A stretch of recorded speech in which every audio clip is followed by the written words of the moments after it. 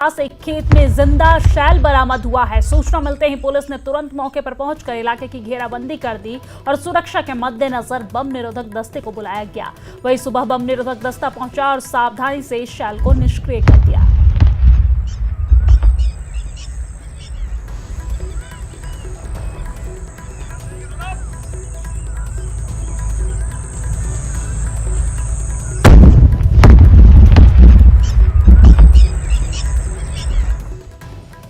MLA Rajouri इफ्तार अहमद ने सरकार से मांग की है कि राजौरी में ड्यूटी को अंजाम देते समय पाकिस्तान की गोलीबारी का शिकार हुए राजकुमार थापा को गैलेंट्री अवार्ड दिया जाए। उन्होंने ये भी कहा है कि राजकुमार थापा ने देश के लिए जान दी है और उनके नाम पर एक स्मारक भी बनाया जाए ताकि वो हमेशा के लिए याद रहें।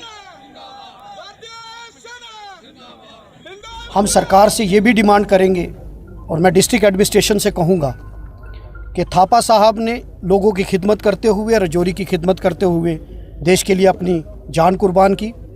एक तो पूरी रियासत भर में जिन्होंने शहादत दी है उनका एक मेमोरियल बनना चाहिए और बिलखसूस राजकुमार थापा साहब का यहाँ कहीं भी चौक में उनकी जो स्टैचू है वो यहाँ रहे, ताकि जो उन्होंने खिदमत राजौरी के लिए दी वो हमेशा राजौरी याद रखें।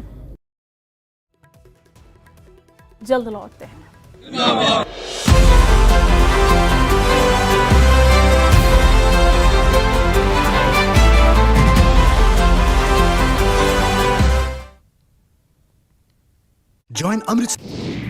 जम्मू के मीरा साहब क्षेत्र में खेत में मिला जिंदा बम, इलाके में मची अफरा तफरी, बम निरोधक टीम ने निष्क्रिय किया।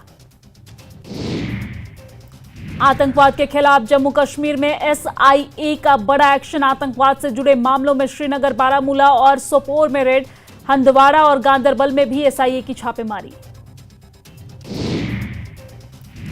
एनआईए ने 2 भगोड़े आतंकवादियों को गिरफ्तार किया। अब्दुल्ला फैज शेख और तल्लाह खान की गिरफ्तारी मुंबई।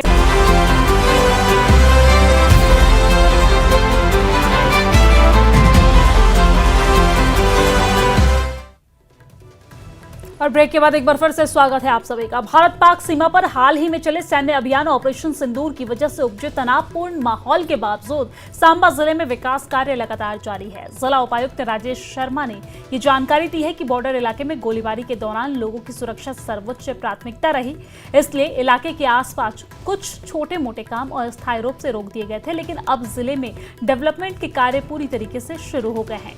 डीसी ने यह भी कहा है कि जिले भर में जिन बड़े प्रोजेक्ट्स पर काम हो रहे हैं वो काफी अहम है।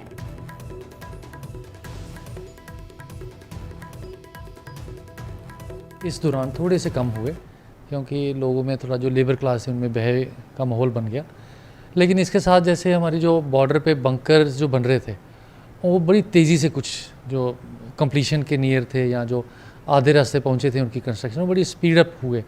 तो दोनों इसके पार्ट रहे क्योंकि बॉर्डर साइड ये वाले लोगों ने प्राथमिकता दी कि बाकी काम छोड़ के हमारे बंकर्स बना दीजिए।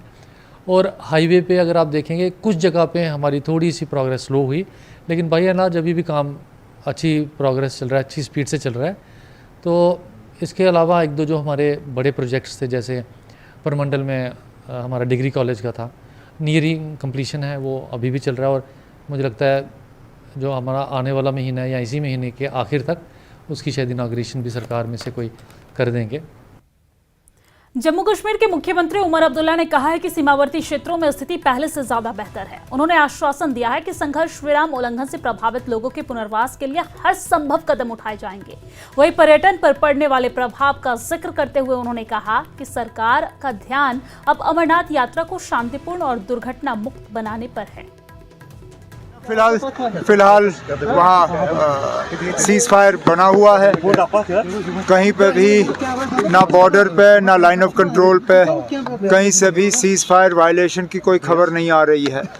अब जैसे मैंने मौके पे आप सबों से बात की, उसके बाद अलहदा आप लोगों से बात की, फ़िलहाल जो नुकसान हुआ है उसका मुआयना किया जा रहा है, उसकी असेसमेंट की जा रही है।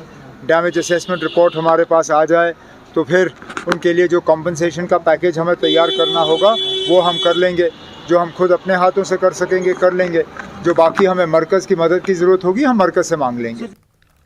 जम्मू कश्मीर के जल संसाधन, वन एवं पर्यावरण और जनजातीय मामलों के मंत्री अहमद राणा ने न्यूज 18 से बात करते हुए कहा है कि युद्ध कभी भी किसी भी समस्या का समाधान नहीं करता, बल्कि विनाश लाता है। उन्होंने कहा कि समस्याओं का समाधान बातचीत के जरिए किया जाना चाहिए, क्योंकि युद्ध के बावजूद कई परिणाम हासिल नहीं हुए। अब तो सब लोगों ने मान लिया कि जंग किसी मसले का हल नहीं है। अब तो ट्रंप साहब ने भी ये कहा, जो बात मैं कहता रहा और लोगों को शायद मेरी ये बात बुरी लगती थी, आज तो वो लोग भी ये कह रहे हैं कि जंग जो है किसी मसले का हल नहीं है, जंग खुद एक मसला है। आज सीज फायर जो हुआ है, मेरे ख्याल में मेरी जो बात रही, जो जम्मू कश्मीर नेशनल कॉन्फ्रेंस की मैं तर्जमा नहीं करता रहा हूँ, नेशनल कॉन्फ्रेंस की बात मैं करता रहा हूँ। डॉक्टर फारूक साहब ने हमेशा इस बात पे जोर दिया है कि बातचीत ही एक मसले का हल है।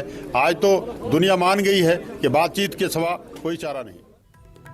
7 सदस्यीय डेलीगेशन के विदेश जाने पर जम्मू कश्मीर के मुख्यमंत्री उमर अब्दुल्ला ने कहा है कि संसद के हमले के बाद अटल बिहारी वाजपेयी जी की हुकूमत में भी उस दौरान भी पार्लियामेंट्री डेलीगेशन कुछ मुल्कों में भेजे गए थे और आज भी हमारी बात को बाकी देशों में रखने का अच्छा मौका है।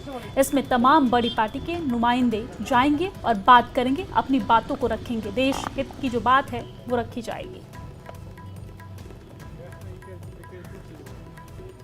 ये जहाँ तक मुझे याद है, इससे पहले भी शायद पार्लियामेंट के हमले के बाद अटल बिहारी वाजपेयी साहब की हुकूमत में इसी तरह जब वो ऑपरेशन परिक्रमा रखा गया था, उस दौरान भी कुछ पार्लियामेंट्री डेलीगेशंस जो हैं वो कई मुल्कों में भेजे गए थे। तो आज भी बाकी जो अहम मुल्क हैं, इम्पोर्टेंट कंट्रीज़ हैं, उन्हें अपने मुल्क की, यहाँ हिंदुस्तान की जो बात है, हमारा जो मौक़िफ़ है, वो उनके सामने रखने का एक अच्छा मौका है। इसमें तमाम पार्टीज़ जो हैं, बड़ी पार्टीज़, उनके नुमाइंदे इन डेलीगेशंस में होंगे। तो क्या सिचुएशन है सर वहाँ? ना फ़िलहाल वहाँ सीज़ फायर बना हुआ है, कहीं पे भी ना बॉर्डर पे ना लाइन ऑफ कंट्रोल पे कहीं से भी सीज़ फायर वायलेशन की कोई खबर नहीं आ रही है।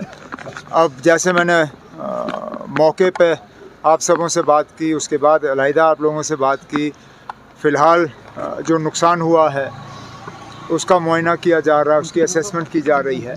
डैमेज असेसमेंट रिपोर्ट हमारे पास आ जाए तो फिर उनके लिए जो कॉम्पनसेशन का पैकेज हमें तैयार करना होगा वो हम कर लेंगे। जो हम खुद अपने हाथों से कर सकेंगे कर लेंगे, जो बाकी हमें मरकज़ की मदद की ज़रूरत होगी हम मरकज़ से मांग लेंगे।